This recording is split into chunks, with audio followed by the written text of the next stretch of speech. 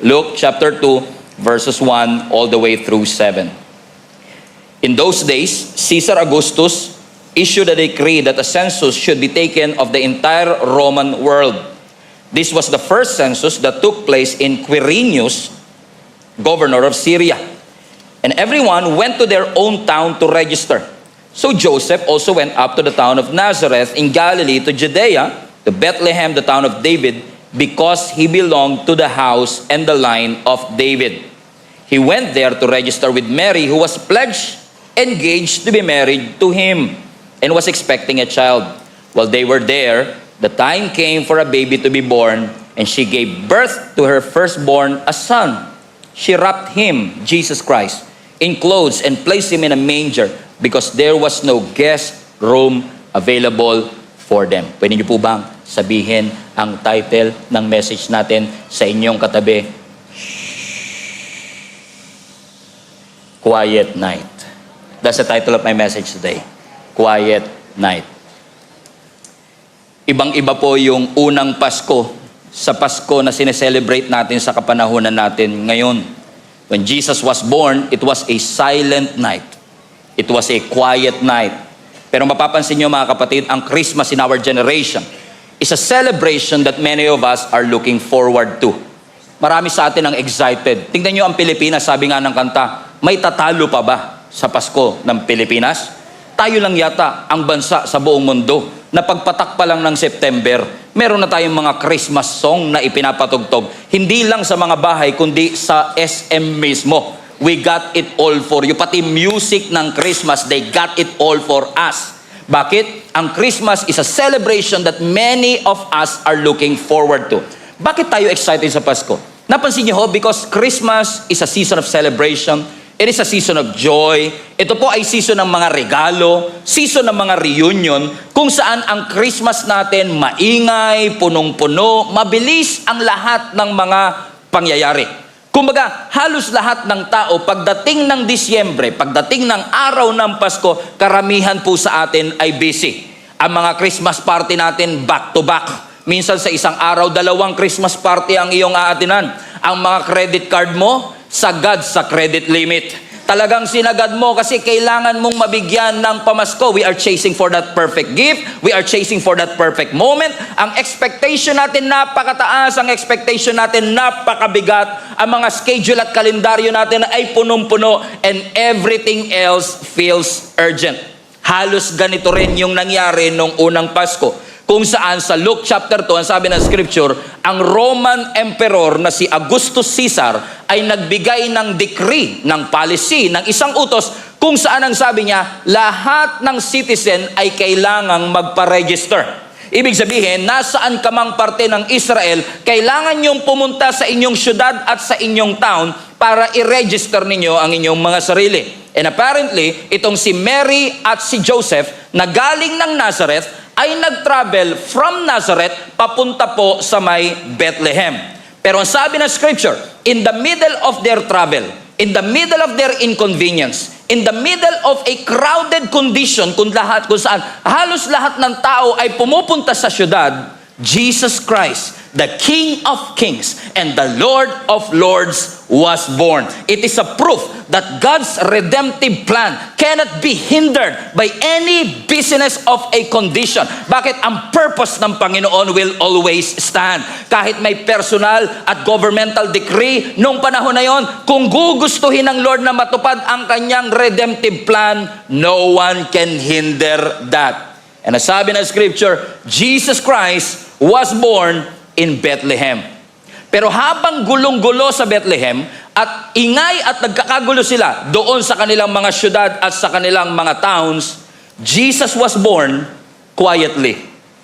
Tahimik, isang gabi, ipinanganak ang ating Panginoong Yesus.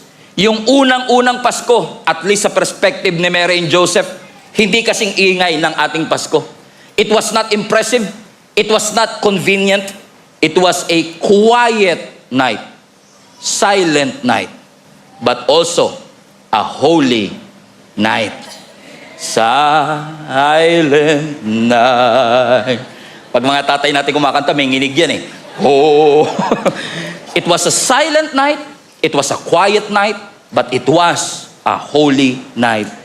Pero anong sabi ng scripture? Nung humilab ang tiyan ni Mary at kailangan ng maipanganak itong Emmanuel, itong Jesus Christ, who is a wonderful counselor, the mighty God. Ang sabi ng scripture, naghahanap sila ng lugar kung saan pwedeng ipanganak si Jesus. Pero ang sabi ng Biblia, lahat ng hotel ay puno dahil nga lahat ng tao ay kailangan magpunta sa syudad. Lahat ng kanilang pwedeng pakiusapan na magpatuloy sa kanila, walang gustong magpatuloy sa kanila. Ang sabi po ng Luke chapter 2 verse 7, Mary gave birth to her firstborn, a son, Jesus Christ, and she wrapped him in cloth and placed him in a manger. Everybody now, because, highlight this part, because there was no guest room available for them.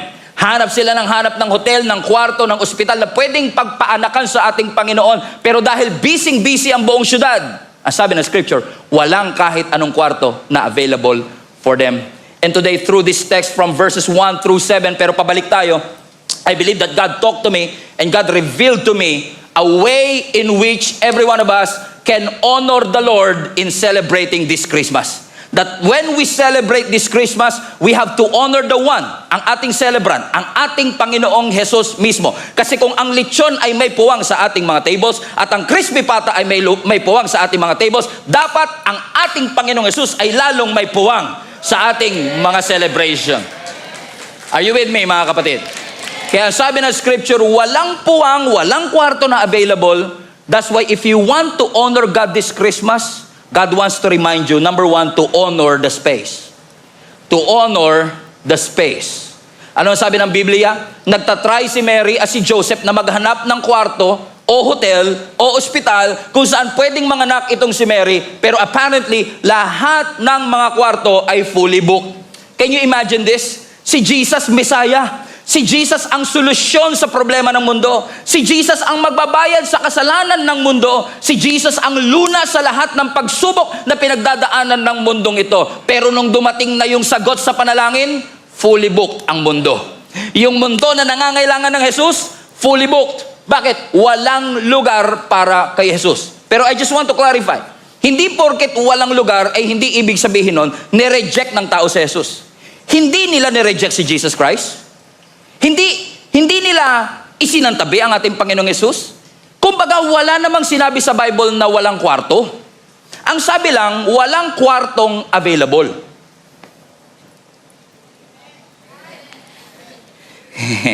Fasten your seatbelt, papunta na tayo sa exciting part. So, hindi issue dito, may kwarto ba? Maraming kwarto, pero ang sabi ng Biblia, since that day was a busy day. Ang sabi ng Biblia, may kwarto pero walang kwarto na available para sa panganganak ng ating Panginoong Yesus. And this text, especially in verse 7, exposes to all of us, hindi yung galit ng tao kay Jesus. People were not rejecting Jesus. People were just congested in accommodating Jesus Christ. So the text exposes us, hindi yung hate issue, kundi yung capacity issue. Ibig sabihin, meron puwang, meron sanang available, pero meron nang naunang pumuno. Kasi alimbawa, yung taxi driver, kapag masyado siyang mabait at may nadaanan siyang mga pasahero, lalo ngayon, napakahirap mag-grab today. 20 minutes ka magbubook, 20 minutes ka mag-aantay, napakahirap makahanap ng taxi. Imagine niyo kung ikaw ay taxi driver na member ng Jesus is Alive Kamanaba, mabait ka, di ba? Di ba, ang bait mo, nababagbag ang damdamin mo, habang nagdadrive ka, may pasahero ka, may nadaanan kang isang matanda na naghahanap ng taxi, pero kahit gaano ka kabait, kung may sakay ka, hindi mo siya masasakay. Ibig sabihin, walang issue sa kabaitan ng tao. People don't hate Jesus. People don't reject Jesus. But apparently, hindi natin siya nire-reject, pero wala rin tayong puwang para sa ating Panginoong Yesus. Amen? Yes, walang issue. Sineselebrate po natin ang Pasko, tama. Kaya nga po tayo naghahanda. Kaya nga po tinanggap ninyo yung 13-month pay. At napansin nyo po ba, wala nang masyado nagpapariban these days? Kakabati natin na natanggap mo na 13-month mo, no? Tuwid na naman ang buhok mo, no? Pero ngayon, ang napansin ko, hindi na buhok ang tumutuwid. Yung kilay lumilinaw. Praise the Lord. Yung kilay lumilinaw na ngayon these days, oh. Hindi na ngayon patuwiran ng buhok. Kundi, oy, malinaw kilay mo, ah. May 13-month ka na today. Praise God. Ang hirap na mapatawarin ng service na ito. Amen. Anong ibig ko sabihin, mga kapatid? Amen? Because walang problema, because it was Jesus was not rejected. It's just so happen na puno lang talaga. Crowded lang talaga. People are not bad. People are not rejecting Jesus. But sometimes we are too busy to entertain the Lord. So it was not a hatred issue. It was not a rejection issue. Is it as if, katulad natin ngayon, our schedules are full. Our expectations are full. Our traditions are full. But apparently, we don't have room for the Lord. Yung season that was meant to celebrate Christ in the Christ Mass is now apparently become a season where there is no more room for the Lord. Naalala ko tuloy si Mary and si Martha. Nung binisita po sila ng ating Panginoong Yesus, magkapatid po ito. Nasabi ng Biblia, nang dumating po ang ating Panginoong Yesus para i-visit itong si Mary and si Martha, si Mary nagmamadaling umupo sa paanan ng ating Panginoong Yesus at nakinig sa ating Panginoong Yesus. Pero si Martha, busy siya sa paggawa ng leche plan.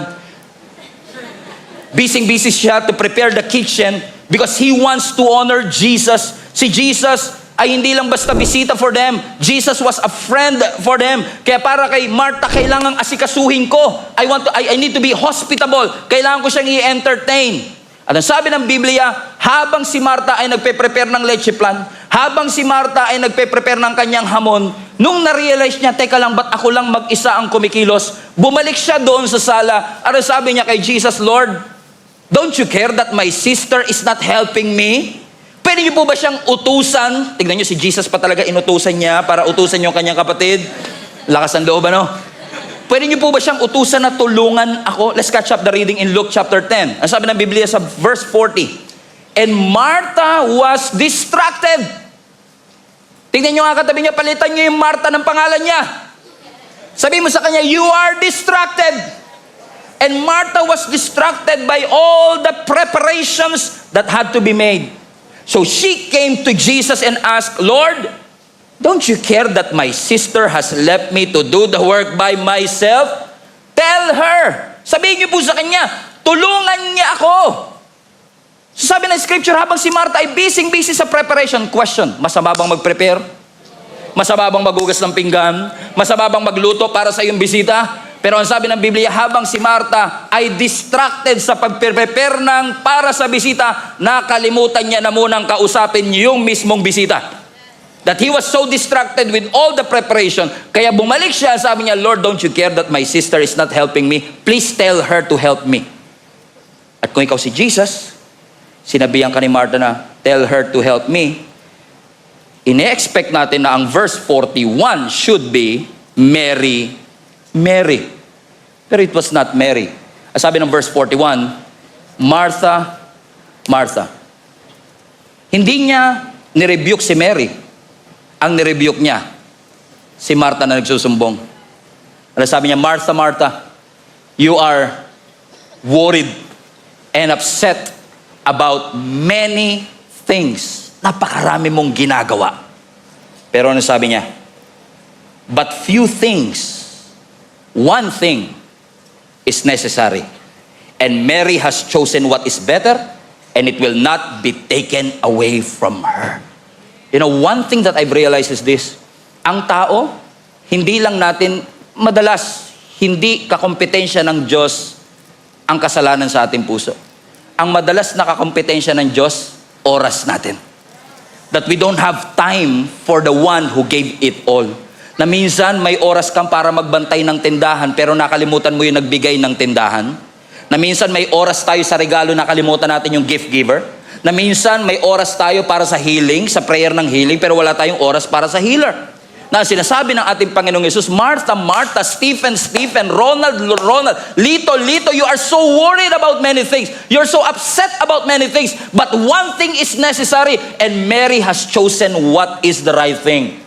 Why? Because may mali ba sa ginagawa ni Martha? Wala. Kasalanan ba ang ginagawa ni Martha? Wala. Yun nga lang, dahil sa kanyang kabisihan and she was so distracted, wala nang puwang ang Panginoon para sa kanya. I believe this is a reminder for each and every one of us that God wants vacancy for your life. Hindi naman natin publicly sinasabing, I reject the Lord. Hindi naman natin publicly tinatalikuran ng ating Panginoon. Yes, you still love the Lord. Yes, you still celebrate Christmas. But may puwang pa ba ang Panginoon sa gitna ng ating mga selebrasyon. Kasi hindi po masama ang puno. Ang problema kapag wala ng puwang ang Panginoon sa lahat ng ito. Sabi mo sa katabi mo, mukhang ikaw topic natin for today. Come on na! Bakit? Kasi posibleng every Sunday nasa church, pero lagi naman tayong nagmamadali. Nagpe-pray, pero pag may pagkakataon lang, nagsiserve, naglilingkod sa ating Panginoon, pero wala tayong time at masyadong busy tayo para sa devotion. Pwede kasing naglilingkod ka sa Panginoon and you miss being with Jesus. It's very important for us to have a deep relationship kay Lord. Katulad ni Martha, pwede kang active pero anxious. Pwede kang faithful pero pagod. Walang question, faithful ka. Walang question, masipag ka. Walang question, mahal mo ang ating Panginoon. Pero may puwang ba ang Panginoon sa iyong schedule? May puwang ba ang Panginoon sa iyong kalendaryo? Amen? Is there a place in your heart na para sa Diyos? Ang sinasabi ng Lord sa atin ngayon, honor that space. Yung space na para sa Diyos, huwag mo ibigay para sa iba. Kasi para sa Panginoon lang yung space na yan. Alam ko, hindi mo nire-reject ang ating Panginoon, but unfortunately, you ask the Lord to fit your schedule. In-schedule mo ang lahat, pero hindi mo in-schedule yung iyong relationship sa ating Panginoon. That's why God wants to remind you, be still. Be still. You are worried and anxious about many things. Be still. Because stillness will create a space in your heart kung saan may encounter mo ang ating Panginoon. Sabi ng Biblia, sinubukan nilang magpunta sa hotel, sinubukan nilang punta, kaso lahat ng kwarto ay puno. Pero buti na lang, kahit puno ang lahat ng kwarto, merong bakante. Kulungan ng hayop. Lahat ng kama occupied. Pero may isang kama, hindi pang tao, pero available. Yung manger. Manger? Manger, yes. Ang manger ho, kainan ng hayop. Doon kumakain ang hayop. Marumi, hindi malinis, pero hindi rin pang tao. Pero available. Kasi kahit gaano kaganda ang kwarto mo, kung hindi available, hindi magagamit ng Lord. Kahit gaano kahusay ang talento mo, kung hindi available, hindi magagamit ng Panginoon. Kahit gaano ka-perfect ang iyong buhay, kung hindi available, hindi ka magagamit ng Panginoon. Because your greatest ability is your availability. Your greatest ability is not how you sing, how you dance, how you paint. Your greatest ability is your availability before the Lord. That yes, we don't have that talent. Yes, we don't have that resources. Yes, we don't have that connection and network. But as long as you make yourself available for the Lord and say, Lord, yung space na to, para lang sa iyo ito. I will not allow my career to occupy this. I will not allow my service to occupy this. I will not allow any people in my circle to occupy the place that you have in my heart because I want to honor that space na sagrado lang para sa iyo. Everybody shout, honor the space. Honor the space. Naghanap sila ng kwarto, wala. Naghanap sila ng kama, wala. Pero nung pagpasok nila sa kulungan ng hayop, may nakita silang pwedeng paglagyan ni Jesus. Hindi ideal, hindi convenient, pero empty. It is a revelation. By the way, just want to clarify, yung manger hindi backup plan. Yung manger hindi plan B. Hindi sinabi ng Lord, okay, walang kwarto, sige, maghanap na lang kayo dyan kung ano dyan. Plan B na lang muna tayo. No, walang plan B sa Diyos. It was intentional all along. God wants to teach us a lesson. God wants to teach us humility. God wants to teach us faithfulness. God wants to remind each and every one of us that God moves in empty spaces. That God can work on things that are available. Basta ginawa mong available, He doesn't demand comfort in you. He just demands your availability. And when you make yourself available, God can do something in your life that you've never imagined na kayang gawin ng Panginoon sa iyo. I'm preaching myself happy. Praise the Lord. Praise the Lord. So sabi ng Biblia, walang kwartong available. That's verse 7. Pero paakyat tayo, right? Let's go to verse 6. Sabi ng Biblia, kaya wala silang kwarto because they were actually going to Jerusalem. Saan po sila galing ulit? Nazareth. Going to Jerusalem. So ibig sabihin, nagta-travel po si Mary and Joseph, engaged. Kasal na sa kultura natin. From Nazareth to Bethlehem. Because long time ago, in Bethlehem. For the Holy Bible says, Mary's born child, Jesus Christ, was born on Christmas Day. From Nazareth to Bethlehem. And look at verse 6. Sabi ng verse 6, while they were there, where? Where there? Where is the there? While they were there. Where is there? Highlight that part. While they were where there? Sabi ng Bible, while they were there, while they were traveling from Nazareth to Bethlehem. Hindi pa sila nakarating ng Bethlehem technically. Pero ang sabi ng scripture, habang sila'y nagbabiyahe, ibig sabihin, they were not in Nazareth anymore, but they're still not in Bethlehem. Ibig sabihin, they are in the middle of nowhere. They are in between. Pero ang sabi ng scripture, habang sila ay nasa pagitan ng pinanggalingan at paroroonan, humilab ang tiyan ni Mary. At ang sabi ng scripture, while they were there, everybody read now, the time came for the baby to be born. Wow! Amen. Hindi inantay ng Diyos na makapag-settle muna sila sa manger. Hindi inantay ng Lord na makapag-settle muna sila sa hotel. Ang sabi ng Bible, while they were traveling, while they were exhausted, while they were inconvenient, ano sabi ng Biblia? The time came. Everybody say now. Everybody say the time has come. Sabi ng Biblia, the time came for the baby to be born. Anong ibig sabihin? This is subtle but very, very powerful. Na ang Diyos ipinanganak hindi sa oras na convenient si Mary and Joseph. Na si Jesus Christ ipinanganak hindi nung sinabi ni Mary and Joseph, pwede na. No, in the middle of nowhere. While they were traveling, while they were exhausted, anong sabi ng scripture? Jesus came. Hindi nung nakasettle na sila, hindi nung nag-improve ang kanilang kondisyon, hindi nung komportable sila. I just want to remind you, church, hindi sila nasa Bethlehem para manganak. What was their purpose in the first place? They were there to register. Good listener. Very good, very good, very good, very good. Ang sabi ng verse 5, he went there to register with Mary.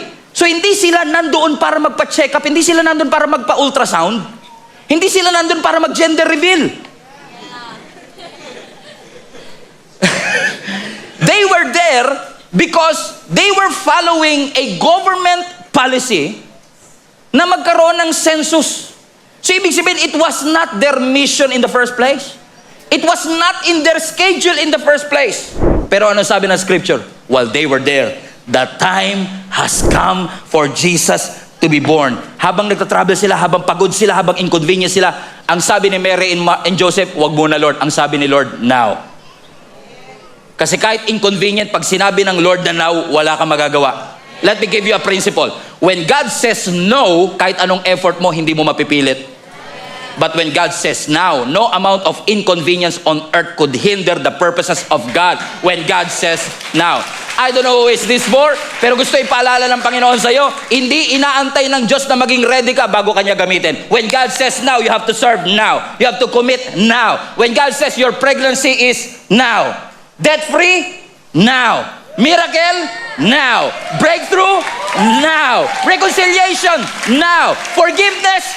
Now. When God says now, kahit anong gawin natin, hindi natin pwedeng mapigilan because the time has come. Yung oras na inadya ng Panginoon na mangyari, wala tayong magagawa kundi sumunod dito because God is about the fullness of time.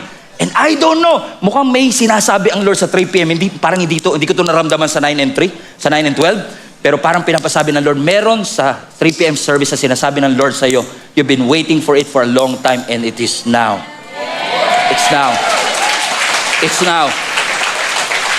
Now, huwag niyo pong iisipin na yung panganganak ni Jesus ay plan. Na timing lang yun, Pastor. Kabuanan na eh. Due date ba? Ang Diyos hindi nag-ooperate sa due date. Ang Diyos hindi nag-ooperate sa expiration date. Ang Diyos nag-ooperate sa due season. Yung pagkakapanganak ni Jesus, hindi siya pinanganak dahil due date na. Ipinanganak si Jesus kasi the time has come.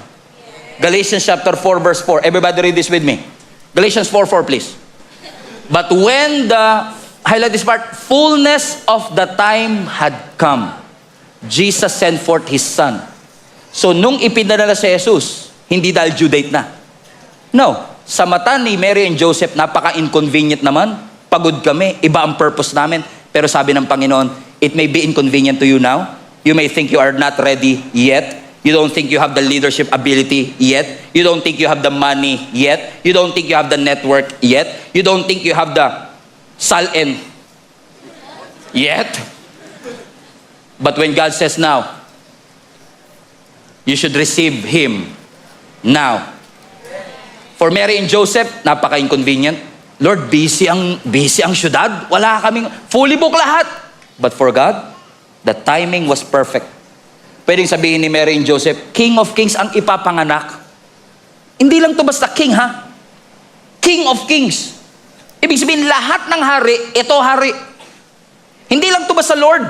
Lord of Lords. Sa lahat ng Lord, ito pinaka-Lord. Kasama yung drug Lord.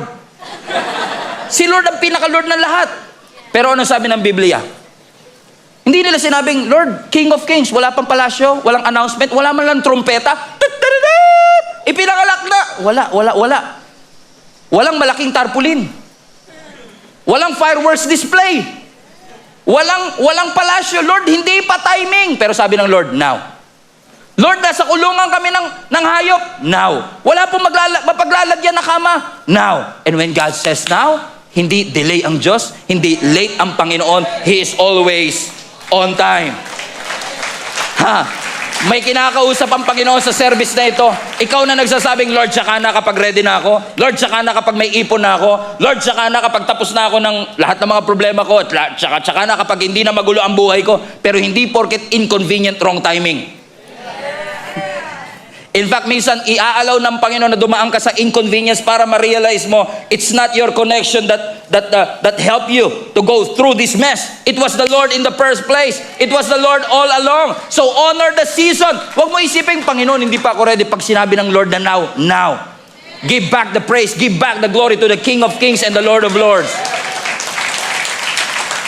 So kung may plano ka mang mag-abroad, lumipat ang bahay, lumipat ang kumpanya, kahit yung mga ordinaryong shift, pwede yung gamitin ng Panginoon for His divine purpose. Pero mo, sinunod lang nila yung utos ng gobyerno. They were not there to give birth to Jesus Christ. But as they followed an instruction, as they followed a law, so to speak, dumating ang ating Panginoong Yesus. Pero isipin mo, teka lang, King of Kings, pero wala naman lang special sa kama niya, walang special sa manger niya. Kasi minsan tayo, di ba, kung malaki talaga purpose ni Lord, bakit dyan? Di ba dapat, kung talagang ang purpose ni Lord is to save the world, bakit hindi man lang ni live stream?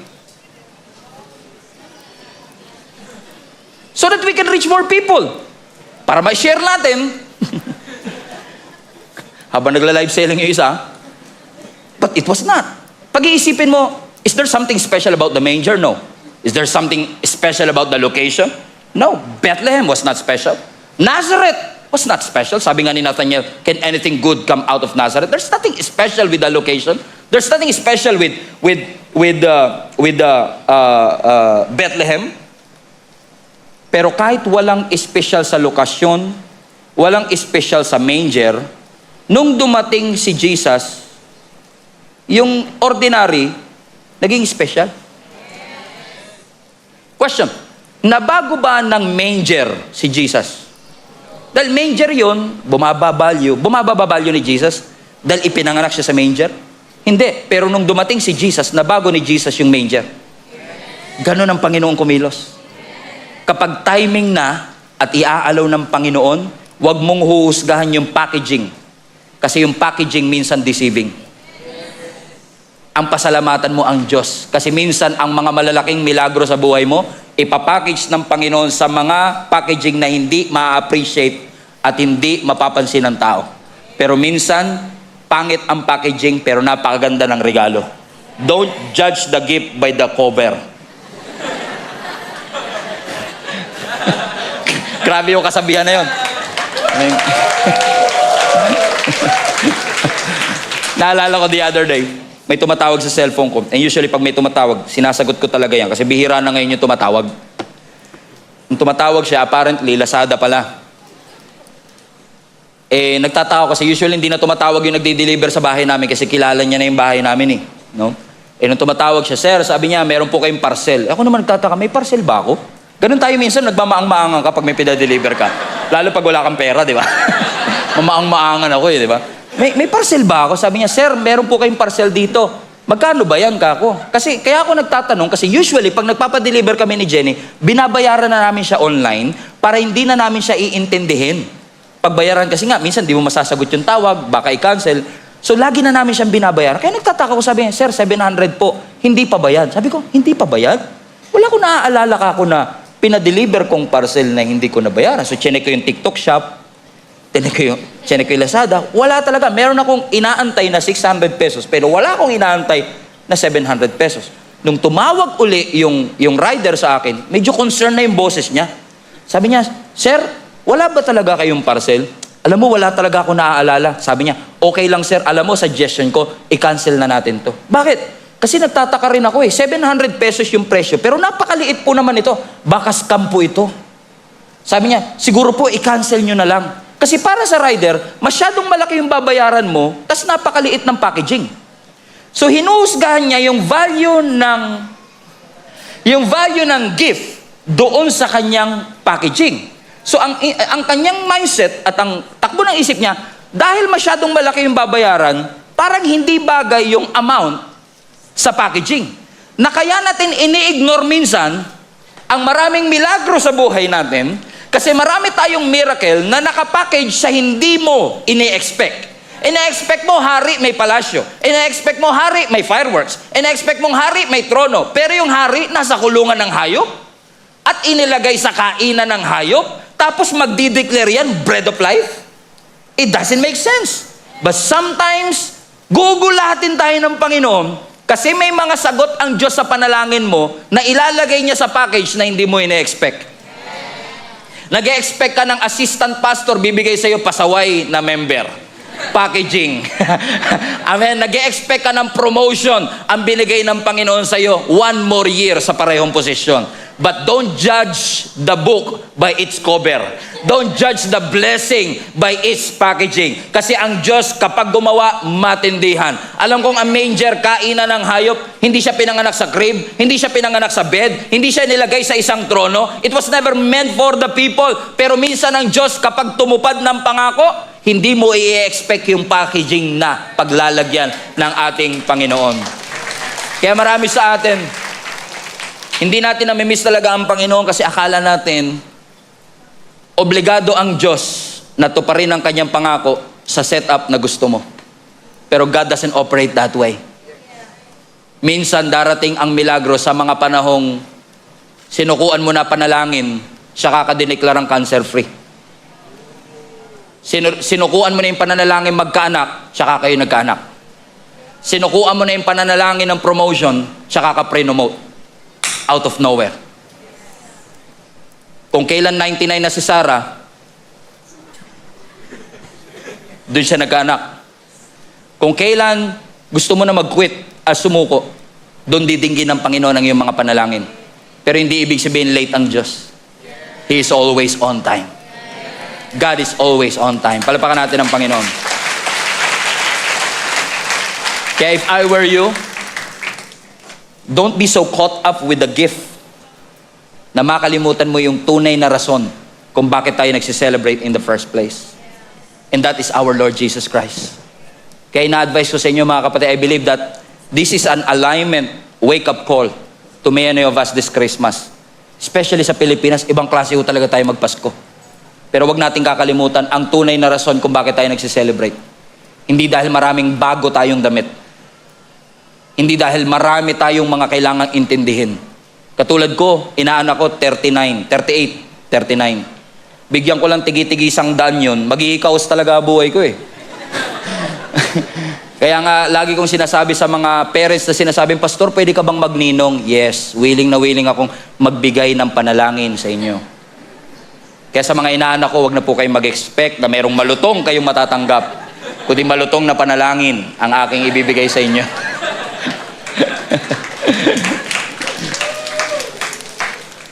Ano ibig ko sabihin? Minsan, nakukuha ng iba yung credit na para sa Diyos kasi dumating siya sa season na hindi mo ina-expect. Right? Dahil dumating siya sa panahon hindi mo ina-expect, kala mo, boss mo nag-promote sa'yo. So, thank you, boss. Akala mo, trabaho mo ang naging dahilan kung bakit ka nakasustain. Thank you sa trabaho ko. Akala mo, it was It was our government who helped you. It was people around you who helped you. It was your network and connection. But it was not. Ibalik natin sa Diyos yung pasasalamat na deserve talaga niya. Amen? Naalala ko dati nung bata ako, naniniwala ako kay Santa Claus. Naniniwala din ba kay Santa Claus before? Di ba na-scam tayo pare-pareho? Naalala ko, naniniwala ako. Yung nanay ko pa naman, sinakyan. Dahil naniniwala ako kay Santa Claus, sabi ng nanay ko, pagpatak ng December 15, magsabit ka ng medyas sa bintana at kapag tulog ka, lalagyan ni Santa Claus ng regalo yung medyas mo. Eh ako naman, di nilaban pa namin yung medyas, para at least man lang, di mabawalan si Santa Claus, di ba? Naglagay ako, December 15, nagsabit ako, nakasipit pa dun sa sa bintana. Paggising ko, may mga chocolate at candy. Grabe, totoo talaga. Sabi ko, thank you Santa Claus. Day 2, pagbukas ko, paggising ko, alam mo yung sa sobrang excited mo, hindi ka pa nakakapaghilamos, diretso ka na sa medyas. Inuna mo pa yung medyas kasi sa paghilamos, sa excitement mo, sa regalong matatanggap mo. Day 2, di ko ito makakalimutan. Kasi pagbukas ko ng medyas, nakita ko, Wonder Boy. Naabutan niyo pa ba yung Wonder Boy na chichirya dati? Kung naabutan niyo yan, that may asawa na kayo today, ha? O yung Wonder Boy, di ba, ang sarap nun, parang social ka, pagka ganun yung ano. And then day 3, day 4, aba, araw-araw. Sabi ko, salamat Santa Claus. All glory to Santa. And then di ko na maalala kung day 8, 9, or 10. Paggising ko, pagbukas ko ng medyas, may dalandan. Sabi ko, si Santa Claus? May dalandan? Saan niya kaya kinuha to? Sa North Pole ba may dalandan? Nagkikita curiosity sa akin eh. Saan niya kinuha? And dahil sa curiosity ko, pagtatanong ko, apparently, I've discovered, hindi pala si Santa Claus naglalagay ng mga candy at chocolate. Yung kapitbahay pala namin ang naglalagay ng candy at chocolate kapag tulog na ako. Biruin mo, thank you ako kay Santa, ang dapat palang tumanggap ng pasasalamat, yung kapitbahay namin. And how naive we are sometimes to thank our boss, our connection, our education, for the things that God should get the credit for. Si Lord dapat ang kumuha ng credit kasi siya naman ang nag-sustain sa'yo. Siya naman ang nagpagaling sa'yo. Ginamit niya ang tao, ginamit niya ang sitwasyon, ginamit niya ang season, but it was the Lord all along. It was the Lord. And number 3, and I will close with this. Honor the space. Number 2, nakalimutan niya na, honor the season. And number 3, honor the ordinary. Honor the ordinary. Bakit ko sinabing ordinary? Because ang task ni Mary and Joseph was just an ordinary registration. Magpaparegister lang sila. In fact, sobrang ordinary kasi hindi special si Mary and Joseph. Dahil lahat ng citizen ay required to do it. So it was an ordinary obedience. It was an ordinary task. Ang sabi ng verse 3, and everyone went to their own town, highlight this part, to register. Everybody say everyone. So kung everyone, ibig sabihin walang exempted. So kung everyone, ibig sabihin this is an ordinary task. Eh si Joseph ba special? No. Ang sabi ng verse 4, so Joseph, highlight this part, also went. So if everyone is required, Joseph went through it as well. What they were doing is something ordinary. Registration, census. Hindi nga ministry ang kanilang ginagawa. There's nothing special about this one. The registration was not special. Walang palasyo, walang entourage, walang trumpet. But the moment Jesus stepped into an ordinary task, it became one of the most memorable day of our life. In fact, we call it the most wonderful time of the year, where Jesus Christ, the Son of God, was born. Akala siguro nila, pupunta lang sila ng Bethlehem para magpa-register at sumunod sa decree ni Augusto Caesar. Pero kahit na ang utos ay galing sa gobyerno, ang utos ay galing sa earthly leader, wala silang kamalay-malay na yung simpleng obedience nila. Pinofulfill na pala nila ang long-time prophecy. Akala nila routine lang, pero design pala ito ng ating Panginoon. And I want to encourage each and every one of you, do not despise the small beginning. Do not despise the ordinary. Kasi yung ordinary obedience mo, pwedeng gamitin ng Panginoon to do something spectacular and extraordinary. Akala mo, papasok ka na naman sa trabaho bukas bilang ordinary day? What if yung ordinary Monday gamitin ng Panginoon at dun sa ordinary day may lumapit sa iyo na mag-start ng Bible study? It was now a holy moment. It was once a quiet moment. It was once a silent moment. But when Jesus came, yung hindi espesyal, yung ordinary, naging extraordinary. Is it because of Mary? Is it because of Joseph? No. It was because of Jesus Christ. So wag kang magreklamo sa Panginoon kung nilipat ka ng department. Lord, bakit ako nilipat? 5 years na ako dito sa department ko, nilipat pa rin ako. What if yung paglilipat sa iyo ng boss mo ay divine placement ng Diyos sa iyo? Akala mo na demote ka, pero ang totoo na promote ka sa purpose mo kasi pwede kang gamitin ng Panginoon dun sa ka-office mate mo na nangangailangan ng kapayapaan, na nangangailangan ng pag-asa. It was not an accident. It was an ordinary instruction from your boss, pero God turned it around. God turned it into extraordinary. Ang sabi ng boss mo, mandatory overtime. Galit na galit ka sa boss mo, mandatory overtime. Overtime na nga, mandatory pa. Pero what if God will use an ordinary command to bring extraordinary lessons into your heart? Na nung nag-overtime ka, na-realize mo ang iksi pala ng pasensya mo. Nung nag-overtime ka, na-realize mo ang iksi pala ng galit ko.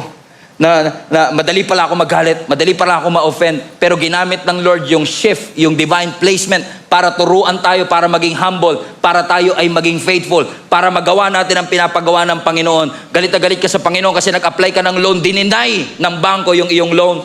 Sabi ng bangko, bank policy. Ang sabi ng Lord, protection ko yan sa iyo, anak.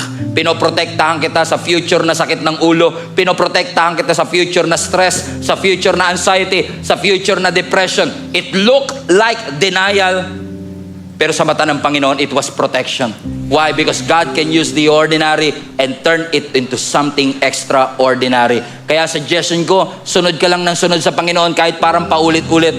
Kahit pakiramdam mo you're stuck in a cycle, because your obedience today could carry tomorrow's miracle. It may look ordinary to you right now, but in the eyes of God, it was sacred. It was an ordinary manger, but God turned it around. It was an ordinary location, but God turned it around. Pumasok ka lang trabaho, but God turned it around. It started with a quiet night, pero hindi natapos sa quiet night. Kasi when Jesus was born, the angels were singing.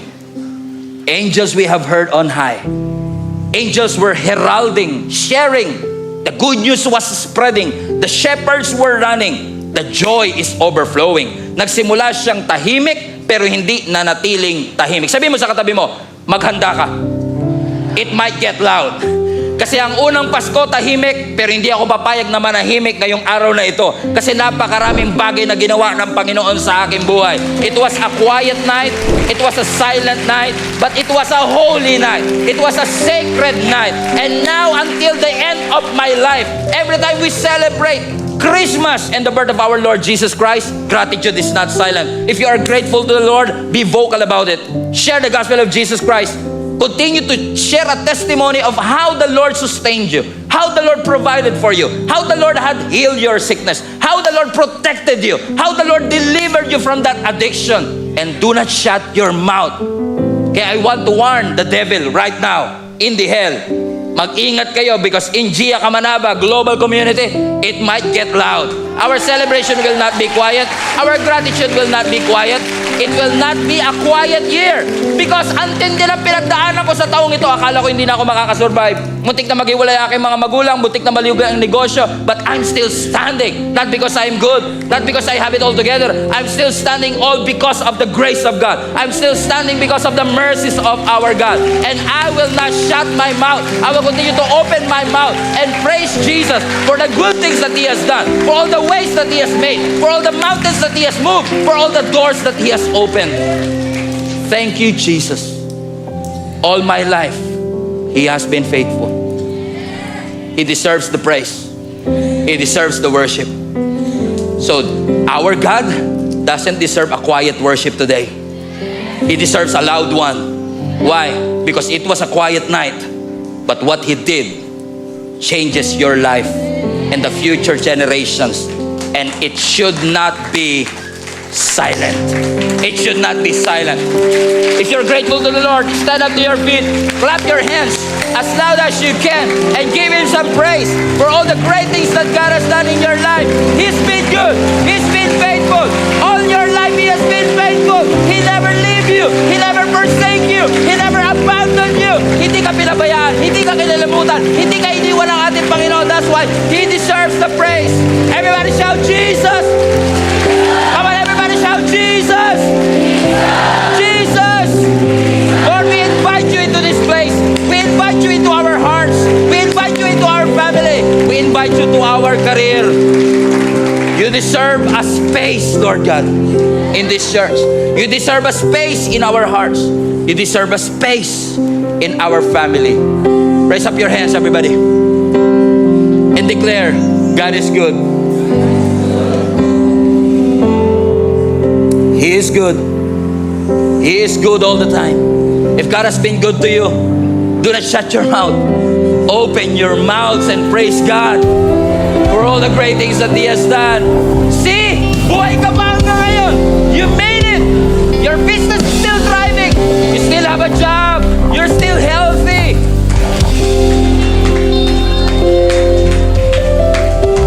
Hallelujah.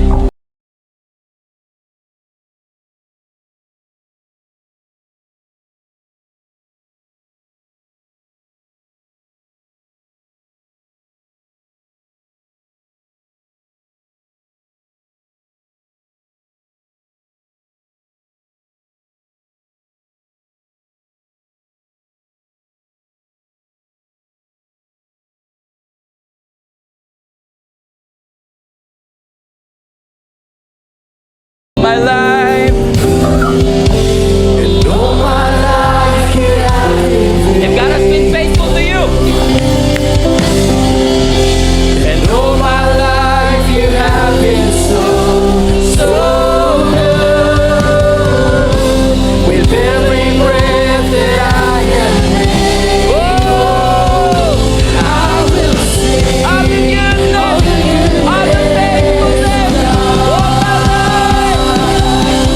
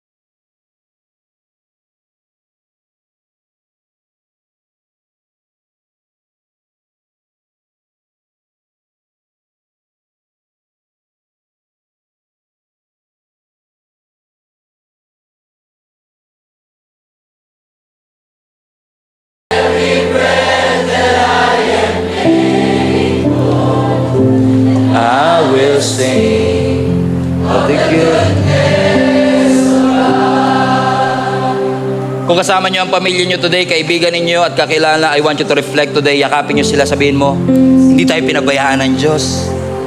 Hindi tayo iniwan ng Diyos. Hindi nagkulang ang Panginoon, hindi siya nakalimot sa atin.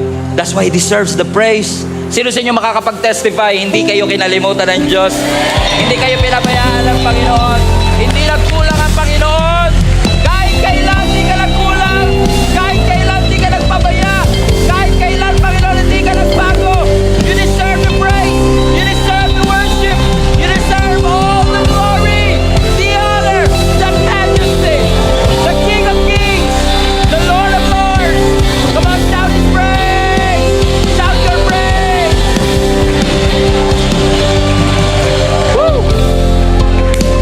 With every breath, Lord God, with every voice, with every heartbeat, we will sing, we will shout, we will testify. You are a good God. God is good.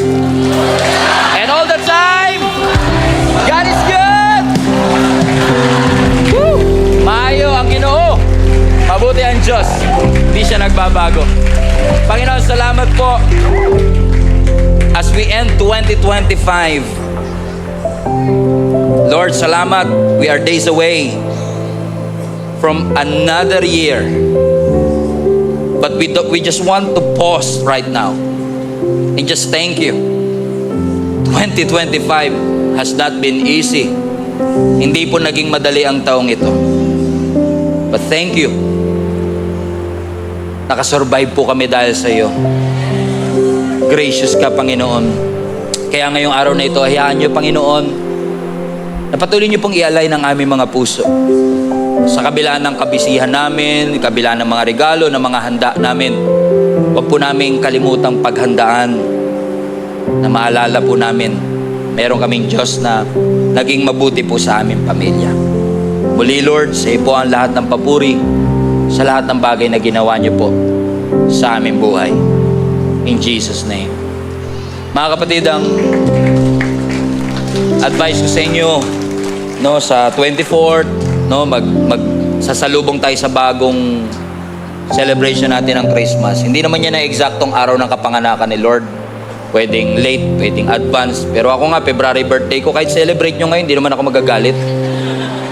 Ang importante yung rason. So, kung makakapaglambing ako sa inyo, ganito gawin nyo. Kung di ko alam kung nakagawian ba ninyong aantayin nyo talaga alas 12 bago kumain, or baka yung iba sa inyo 7 pa lang kumakain na, o kaya alas 3 pa lang pag ganun-ganun na habang niluluto. Pero bago kayo kumain na sa family, mag-pray kayo. Pray kayo. No, mag-pray kayo at i-remind nyo ang inyong mga anak. Hindi ito patungkol sa regalo, hindi ito patungkol sa Christmas tree, hindi ito kay Santa. Ito ay patungkol kay Lord. Alay natin yung pamilya natin. Na masarap, may celebration, may kainan, may videoke kayo dyan. Pero bago magkantahan ng mga Regine Velasquez, mga aking ka na lang, di ba? Unahin muna nating pasalamatan ng Panginoon. Let's go back to the reason for this season. And that is to glorify the Lord. Amen? I wish you well. I wish you have a wonderful celebration. And Lord, mamimiss namin yung lugar na ito. We're going to miss this place. You've been faithful to this place for the past 12 years, pero hindi ka nagkulang sa amin. And thank you, Lord, sa lilipatan namin. Hindi ka nagkulang ng provision. Hindi ka nagkulang, Panginoon. So I'm so excited to see you either on Wednesday and Thursday. May service pa tayo here. Pero kung hindi na ako kayo makakabalik, at January 4 na tayo magkikitang uli, sayonara po.